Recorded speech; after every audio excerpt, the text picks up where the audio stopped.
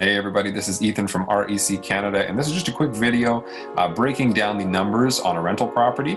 So first thing is, what does somebody hope to achieve when they invest in real estate? Well, primarily it's going to be a return on your investment. But there's different ways to ensure that you are getting a consistent return.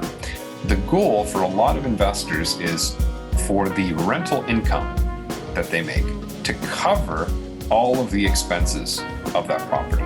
When that's the case, the property actually pays you to own it, and then you can get the benefits of the appreciation and the principal pay down, etc. In a sort of less stressful, more sustainable over a long period of time manner. Okay. So there's a few things that you're going to need if you're going to do a quick analysis like this. The first thing that's quite important is having a well-functioning pro forma. So you can do it without a pro forma, but having everything broken down in front of you here is going to be, it's just going to streamline it. You're going to make less mistakes this way. We've also got a Kijiji screen open for comparable rents. And I've got the MLS listing that we're going to analyze here as well. Okay, here's how it works. This particular property, it's in Brantford. It's priced at about $300,000 right now.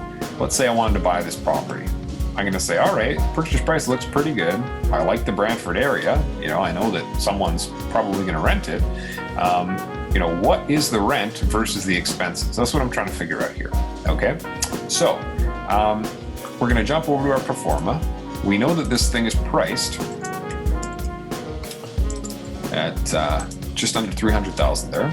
So we're going to put our price in, and we have to figure out the rent. So what could I rent this property for, right? Now, what I'm going to do to figure that out is I'm going to go to Kijiji, and ideally you're going to use a lot of different resources. There's sites other than Kijiji. You can also call realtors. You can say, listen, what are the rents in this area? What do you see? What do you think you could rent this for? And so you're going to look at a bunch of comps, make sure that the proper amount of bedrooms and bathrooms are there. As in, if the house you're looking at has 3 beds and 3 baths, try to compare it to something on Kijiji that has 3 beds and 3 baths, right? You don't want to be comparing to something that's a lot larger than what you have, for example, because it might very well rent for more. Okay. You also want to compare the interiors, make sure it's the same quality. If one is extremely run down and one is luxury, they're going to rent for different amounts. So, after taking a quick look through here, I'm settling on about $2,000 a month is realistic for renting a full house in Brantford. Okay. Now, of course, like I say, I can't stress the asterisks. You're going to want to investigate this as many different places as possible, but we're going to go with this number for now. So we're going to take 2,000. We're going to stick 2,000 to our rental spot on our pro forma here. So 2,000 is our gross rent. I've got 2% budgeted for vacancy. And what it appears like is, okay, wow, great, I've got insane cash flow. I've got $800 a month. But what we haven't factored in yet is our expenses. To find expenses, some of them are in the MLS listing. For example, this one has your property taxes over here. The quick math on this is $175 a month. I don't think they've got the other expenses in here, but we're going to do a quick estimate. So we're going to put $175. Let's say the insurance is $150. Heat, 100.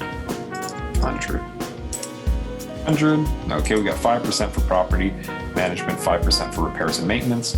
Once again, investigate these numbers. Call the realtor, just say, listen, do you have the utilities and the taxes and the insurance from last year? Try to get all that stuff. They should have it available. Don't guess. Just really get it definitively what these numbers are. So you're going to put these in, and we're going to go up to our mortgage breakdown section here, where you can adjust the parameters of the loan that you'd be getting. We like to do 25% down, 2% as your interest rate. Changing the down payment, less down payment is going to give you less cash flow. More down payment is going to give you more cash flow generally. if you have a longer amortization, generally more cash flow, lower amortization, less cash flow. And cash flow is kind of what we're focusing on right now. And what this gives us ultimately is a cash flow of about 182 bucks a month. Okay, so your rent's $2,000. All of your expenses are going to be $825. You've also got a loan, mortgage payment, $953. After all that stuff subtracted, this is what you're left with at the end of the month. And you might say, wow, a couple $100, it's not that much. It's not that much, but your property is paying you to own it, which is pretty cool. Our down payment is going to be 25%, so $75,000. Land transfer tax about $2,000 for a place like this. Legal fees $2,200. Rental costs, let's put $15,000 in, just because it's it might need a little bit of sprucing up. Let's anticipate we're going to spruce it up a bit. Okay, it doesn't look like it's going to need anything insane, but let's do 15 just to be on the safe side. You're going to have a home inspection. Let's put $500. Ultimately, you are putting just under $100,000. You're putting $94,000 in order to get into the property.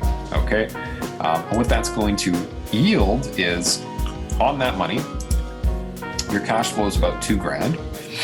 Your principal recapture, which is, as you pay down your mortgage every month, some of that money goes into the equity.